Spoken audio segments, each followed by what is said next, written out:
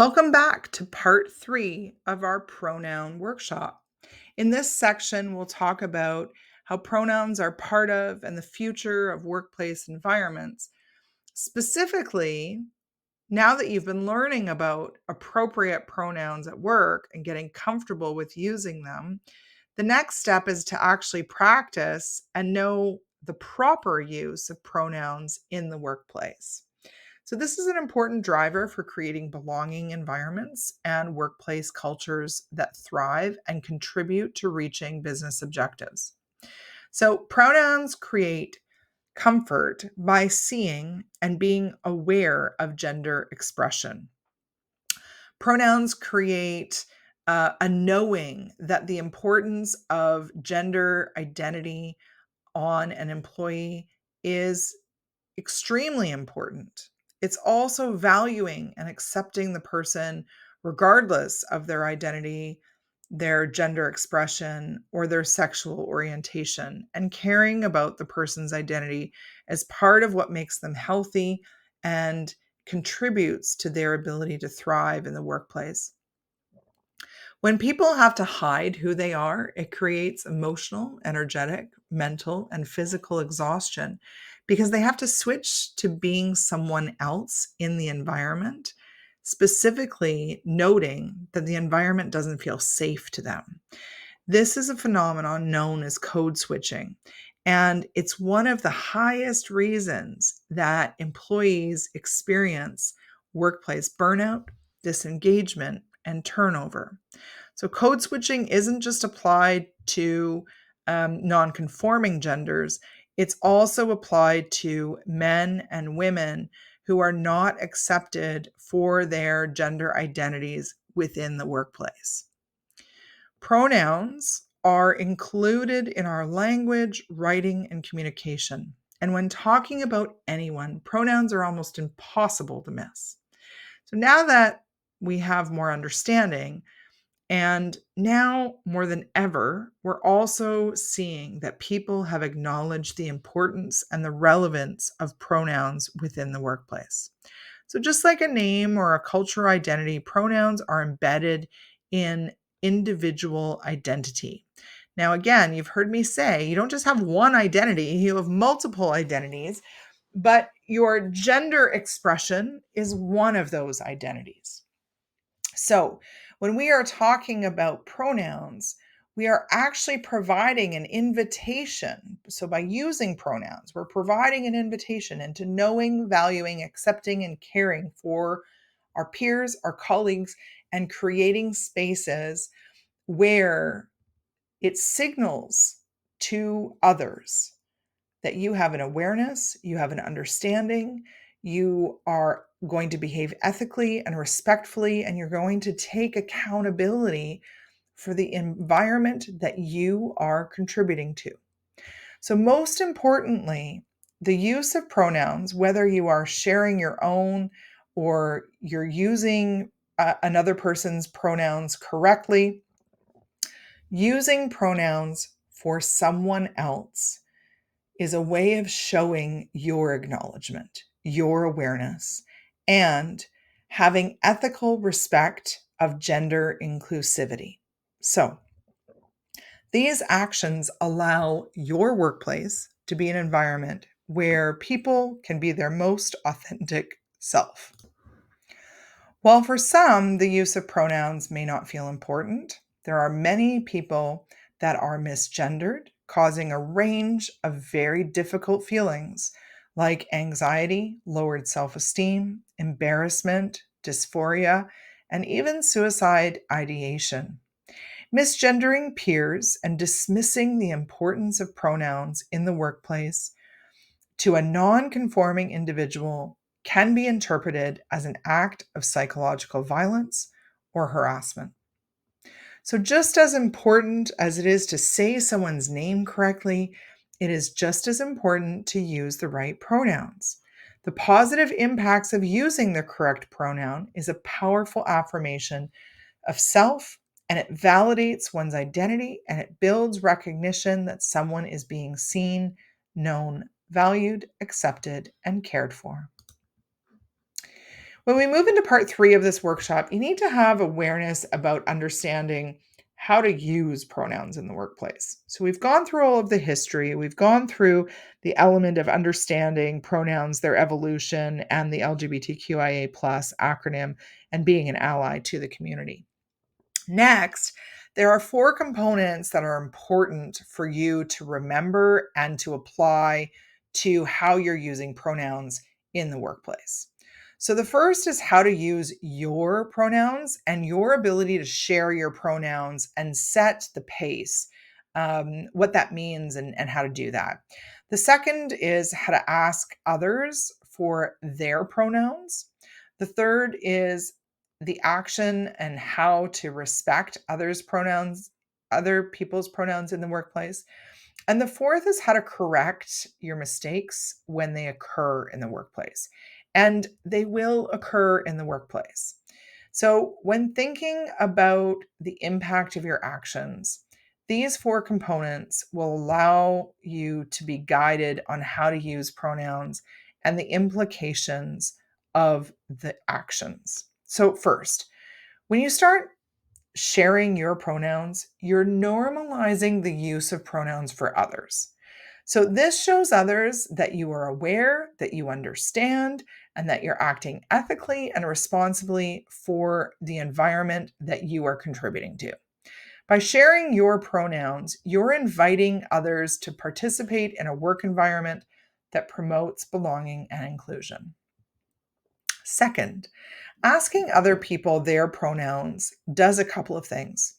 It makes sure that you do not make assumptions about someone's gender identity, and it tells that you practice ethical and respectful behavior in the workplace.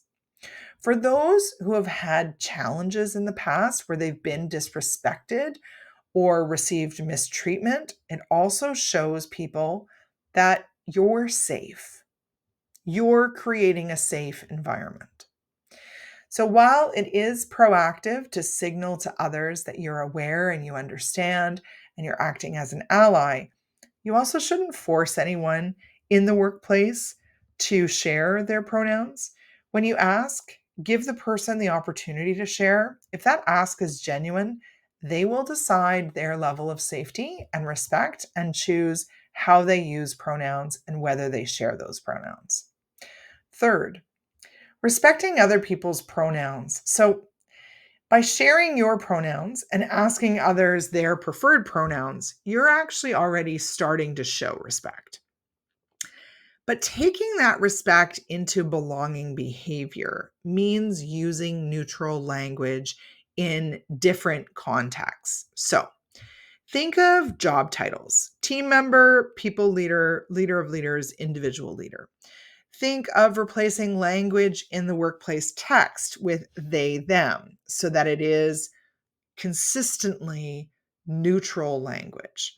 Think of using gender neutral language in workplace presentations so that any place that you might say she or he, you're actually taking that binary language out and you're creating even presentations where gender neutral language is used.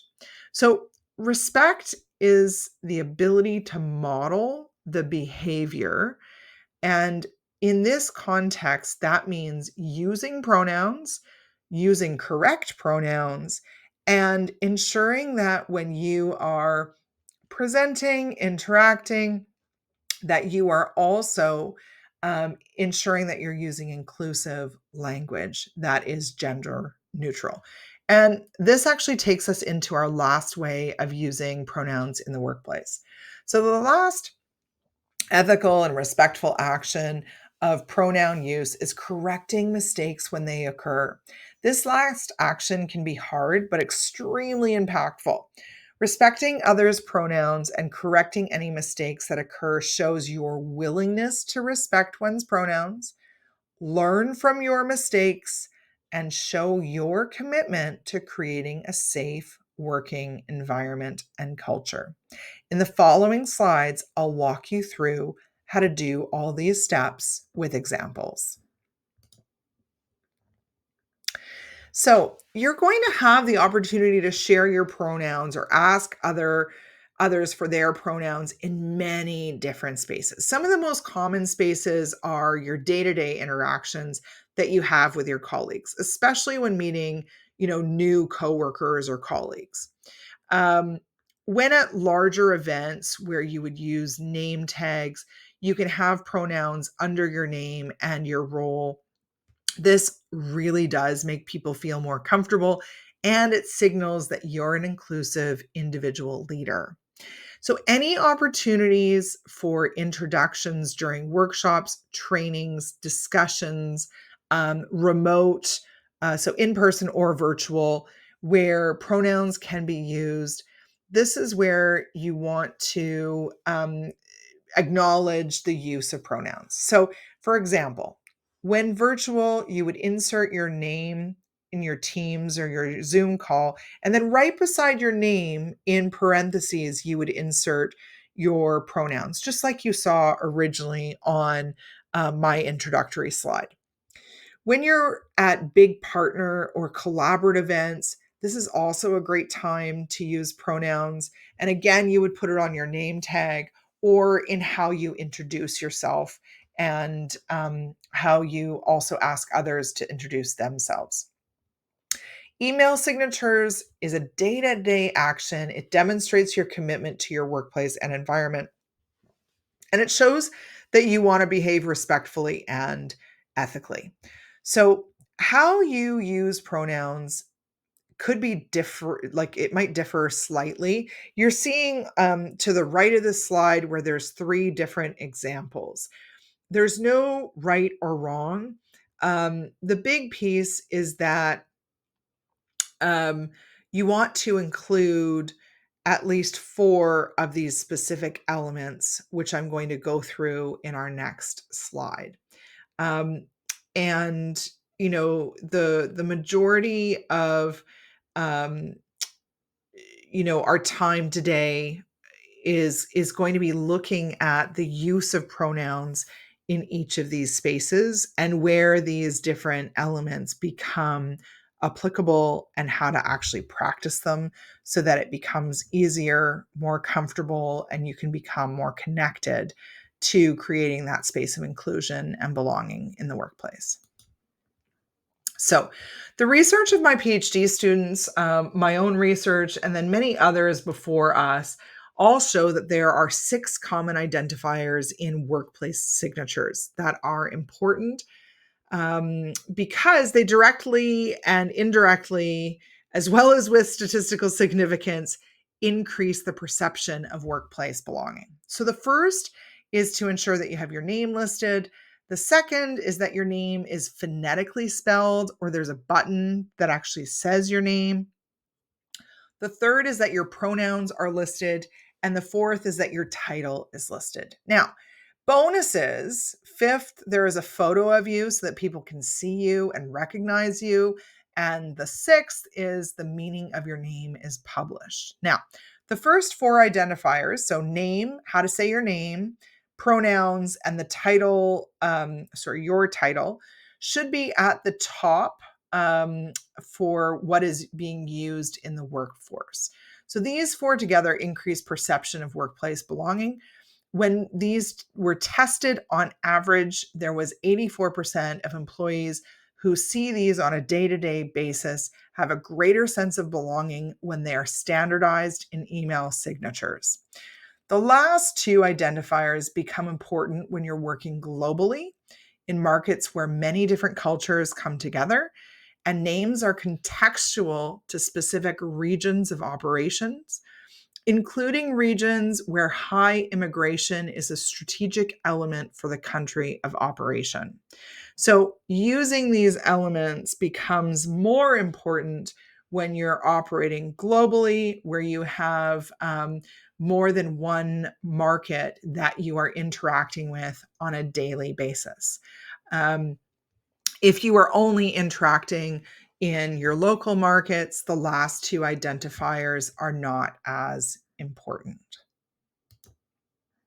So, when you are introducing yourself with pronouns, this is how you do it. You're meeting someone for the first time, You're introducing yourself. It doesn't have to be complicated. It can be very simple. Hi, my name's Emily and my pronouns are she, her. Now, obviously, my name is Andrea and my pronouns are she, her as well. But here's just the example. When you ask that, you would then follow up your introduction by asking the other person, what's your name and what pronouns do you use? So super simple. When you go first by sharing yours and then ask someone else, it shows that you're offering respect and inclusion of gender identities. So by asking the question, what pronouns do you use? You provide the invitation for you to respect the other person's pronouns. If you're facilitating a meeting with more people outside your direct team, you can start with your introduction. So, hi, I'm Andrea Carter. My pronouns are she, her. And then follow up with, before we start our agenda, let's have a quick, everyone do a round of introductions with your name and your pronouns, please. This actually prompts others to respond to creating an environment where everyone is taking the time to respect each other's identities. So, remember that gender identities as a whole, when we are respecting pronouns and when we are respecting inclusion, we actually create a positive impact. It's not just about our intention of wanting to have a positive, inclusive environment. It's about actually creating the impact of that. So, another way is that if you're creating a name tag, write your name next to it, add your pronouns. This shows others that your pronouns are there because you're inviting them to also ask you, or they will feel more comfortable to then provide their pronouns. This action also demonstrates that element of invitation where you are creating respectful workplace environments. Sometimes we can get pronouns wrong. So, what do you do when you have misgendered or you've made a mistake? Mistakes are going to happen. Um, they happen most often when you're speaking plainly with each other in teams or in meetings or just casually. And I want to just share with you a couple of examples of what making a gender mistake looks like. So, you call someone he or her when the person's pronouns are they, them. It sounds like this: she's so great at her job, when the person actually goes by they, them. So, you should have said they are so great at their job. When you make a mistake with someone's pronouns, you're assuming that their pronouns reflect gender expression rather than gender identity. So when you forget the pronouns, you're actually forgetting someone's identity. That is called misgendering someone. And when you misgender someone in a conversation, you want to try and catch yourself. So if you've said, she does a really great job. She does a really great job. You're just going to simply correct yourself right away. I'm sorry. I should have said they do a really great job, or they are really great at their job, or Z is great at their job. When you forget someone's pronouns, it's similar to forgetting someone's name. So if that's the case, ask again. There's nothing wrong with asking again. Your effort in asking again is actually more well received by the people that you are interacting with. And think about this. You've likely had that experience where someone's forgotten your name and then they pretend that they haven't forgotten. And this breeds so much insincerity and so much performative experiences in the workplace that it's so much more important for somebody to own up to being accountable and admitting that you've just forgotten. The person will appreciate the authenticity if they are practicing a 50-50 belonging environment. Also, if you hear someone in conversation misgender another, this is what it would look like. So your colleague is speaking, and the colleague says, he is so great at his job, but the person being spoken about actually goes by Zir.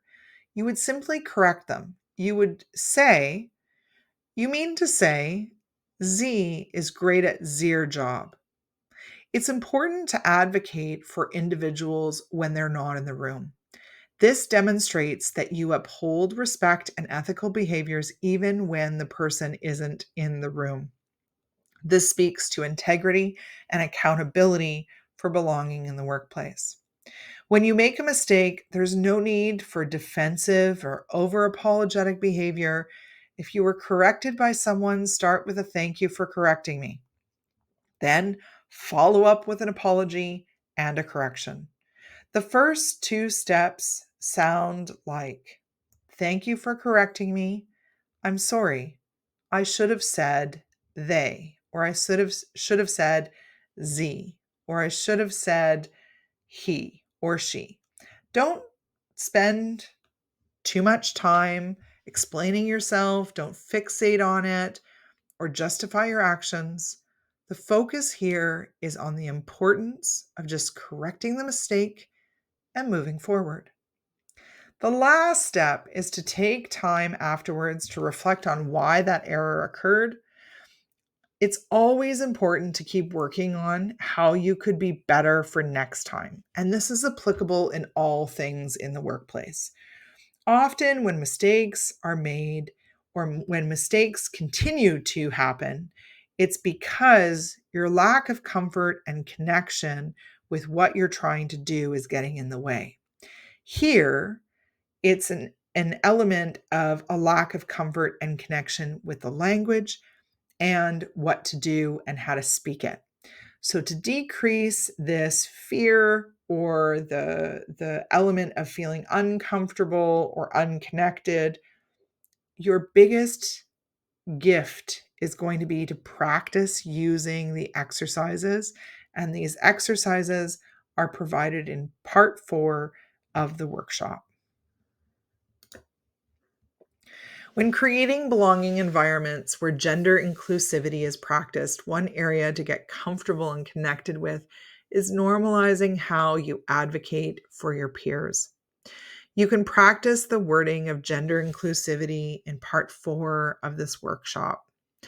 To continue on with your progress, you can encourage others to use pronouns correctly and advocate for your colleagues when they are not in the room as an ally. It's good to get into the habit of correcting others as well when you hear somebody being misgendered. Use similar techniques as we described earlier. When you hear someone being misgendered, you can say, Shabika uses she, her pronouns, not he, him. And that will take a huge burden off of those who may be continually getting misgendered.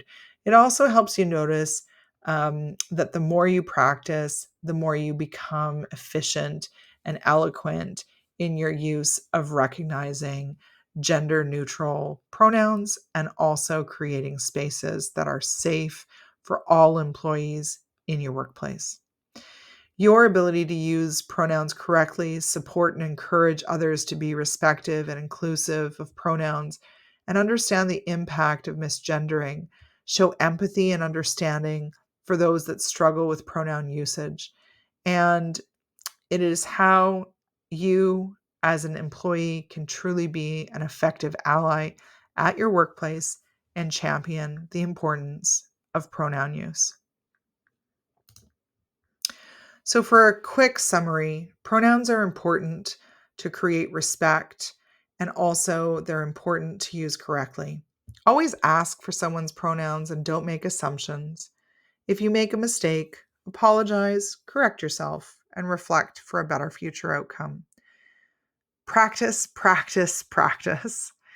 And you can have a great impact on belonging in the workplace by committing to learning, respecting, and advocating for pronoun use in the workplace. Please note that all references are listed in this presentation. The first slide contains only the federal laws of equal employment opportunity and discrimination references for countries in North America, South America, EU, and the UK. This group of references are scientific and recognized sources for pronouns, belonging, LGBTQIA+, and gender nonconforming data. You'll notice that because I'm a researcher, I'm active and use the most current resources for all information. The content was created in 2024, and most of your sources that you're seeing on here are 2024 or 2023, 2021 at the latest. Please note all copyright protections apply to all content in the full workshop. Thank you for joining us today. Please use Step 4 exercises to practice using pronouns as your next and final experience.